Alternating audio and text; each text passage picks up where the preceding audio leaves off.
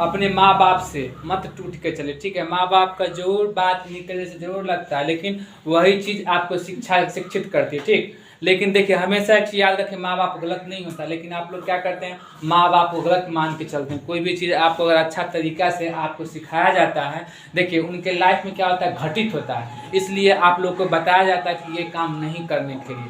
जब वही चीज़ वही पीरियड में जब आप लोग आइएगा, तब आपको समझ में आया कि नहीं, मम्मी पापा जो हमारे थे वो सही बोले थे। इसलिए समय रहते अपने आप को क्या बदल लीजिए। ऐसा किसी का माँ बाप नहीं होता है जो आपको गलत रास्ते पे छोड़ देगा। इसलिए आप कोई भी गलत काम करते हैं तो आपको शिक्षित किया था, इसीलिए, ठीक है। आप लोग क्या माँ बाप को गलत मायने मान के चलते कि नहीं वो गलत चीज़ सिखाया, ऐसा नहीं है, ठीक है। इसलिए पढ़िए मन लगा के, ठीक है। देखिएगा इसमें क्या है, हम आपको पहले बताए हुए थे इसके बारे में, ग्लास के बारे में, ठीक है। हम फिजिक्स में भी आपको पढ़ाए थे ग्लास के बारे में, ठीक। आप देखिएगा केमिस्ट्री में क्या है, केमिस्ट्री में कुछ शॉर्ट में हम बताएंगे आपको। देखिएगा इसमें क्या है, देखिएगा कांच, ठीक है। कांच में देखिएगा ग्लास, जिसका क्या होता है, सिलिका। यह सिलिका में SiO2 होता है, ठीक। ये हम सुनेंगे आप लोग से। देखिएगा सोडियम सिलिकेट, क्या है, सोडियम सिलिकेट। और इसका क्या होता है, Na2। आपको एग्जाम में भी ऐसे ही आएगा, सोडियम सिलिकेट लिख देगा, इसका सूत्र लिखने के लिए दे देगा, मतलब बाकी में अंडरलाइन में दे देगा आपको, ठीक है। इसका खाली छोड़ देगा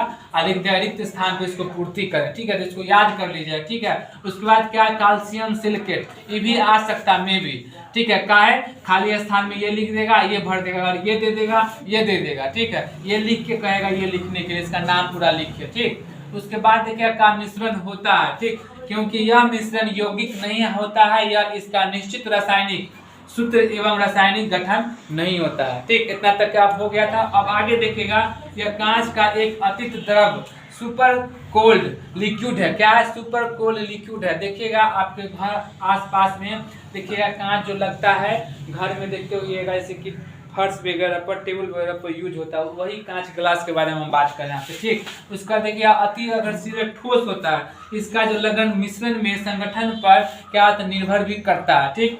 उसके बाद देखिए कांच के धीरे धीरे या ठंडा करने पर प्रक्रिया को अधिष्क्रिय करके तथा यह अधिक ठंडा हो जाता है। इसकी क्रिया का क्या कहते हैं, क्लोक्रीचर, क्या कहते हैं, क्लोक्रीचर, यही इंग्लिश में इसका है QUENCHING कहते हैं, ठीक है। क्या कहते हैं, क्लोक्रीचर करण कहते हैं। देखिएगा कांच को काटने के लिए हीरा का उपयोग किया जाता है। देखिएगा आपके घर वर में अगर लगता होगा तो कांच के काटने के लिए किसका उपयोग होता है, हीरा का उपयोग है। जैसे देखिएगा क्या है, कांच को काटने के लिए उपयोग किसका किया जाता है, हीरा का किया जाता है, ठीक है। इसे ध्यान रखिएगा। पर कांच को डिजाइनिंग इत्यादि के नीचे खुचरा जाता है किससे, तो ये देखिएगा हाइड्रोफ्लोरिक अम्ल से।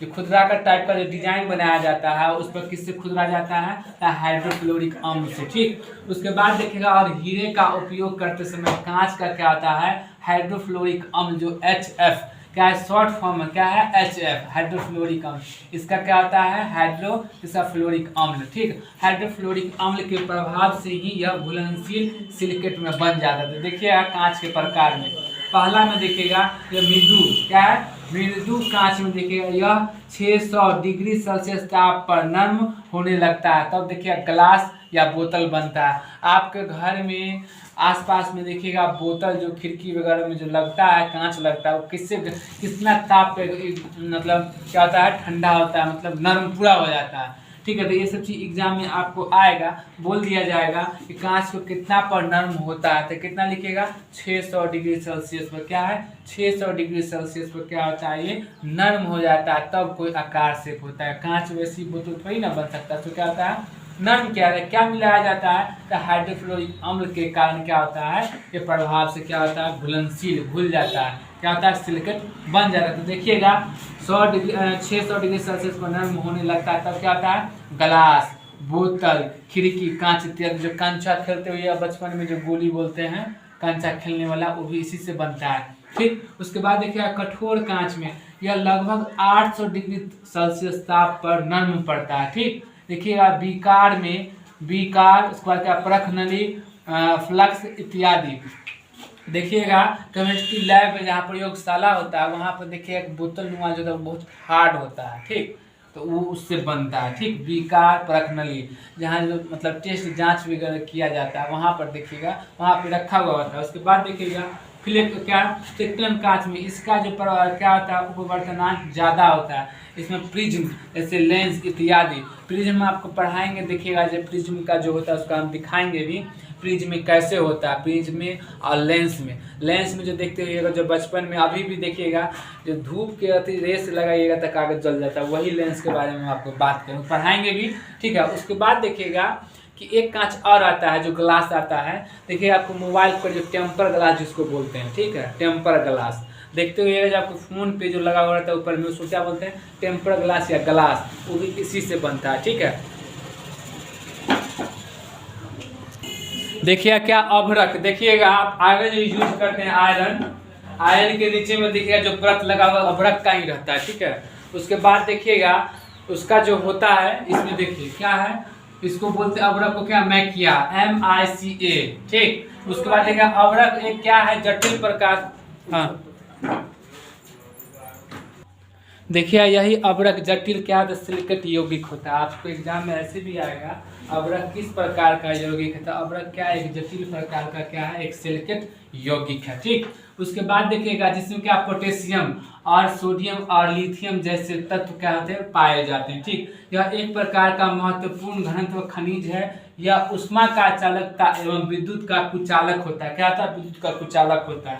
इसके इसी गुण के कारण अभ्रक का उपयोग विभिन्न विद्युत युक्तियों में किया है, देखिए बहुत जगह किया है। जैसे हम एक एग्जाम्पल में आपको लिख दिए हैं आयरन जिसको स्त्री बोलते हैं लोग, ठीक। उसके नीचे में देखिएगा इसका उपयोग है, जो आप लोग कपड़ा आयरन करते हैं ना, स्त्री में इसका उपयोग किया जाता है अभ्रक का, ठीक है। और भी बहुत जगह उपयोग इसका अभ्रक का किया जाता है। उसके बाद देखिए नाइट्रोजन, नाइट्रोजन पूरे वायुमंडल में कितना परसेंट होता है, देखिएगा पूरा 78% होता है, कितना 78% होता है, ठीक। बाकी ऑक्सीजन वगैरह ये सब अलग होता है, ठीक है, इसका कम होता है, कितना 78% होता है। आपको एक नंबरी क्वेश्चन में ऐसे भी आएगा कि नाइट्रोजन का क्वेश्चन मतलब कितना परसेंट पूरे एनवायरमेंट मतलब पूरे वायुमंडल में कितना होता है, 78% होता है, ठीक। और यही गैस नाइट्रोजन गैस का रासायनिक रूप है जिसको अवक्रियाशीलता एवं वायुमंडल में प्रचुर मात्रा में उपलब्ध होता है, ठीक है। इसके कारण, ठीक है ना, इसके देखिएगा कितना है, पूरे एनवायरमेंट में 78% होता है। यही गैस क्या होता है, पूरे में होता है, ठीक ना, 78%। गैस के नाइट्रोजन यह रासायनिक रूप से अवक्रियाशील होती है।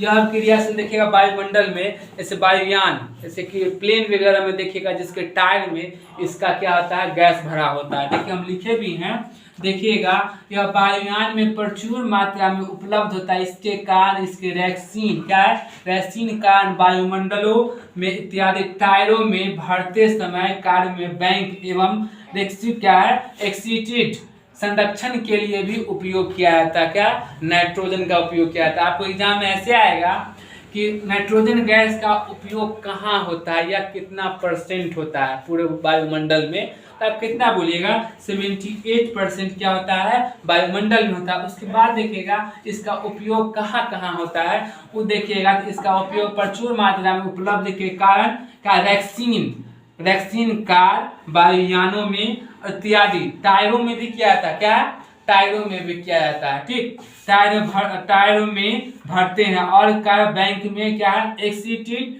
संरक्षण के कारण के लिए उपयोग किया जाता है। नाइट्रोजन का यौगिक, ठीक है, इसमें देखिएगा अमोनिया का सूत्र क्या होता है, NH3, ठीक है। यह रंगहीन तथा क्या आता है, गंधयुक्त क्या है, गैस है, समझे।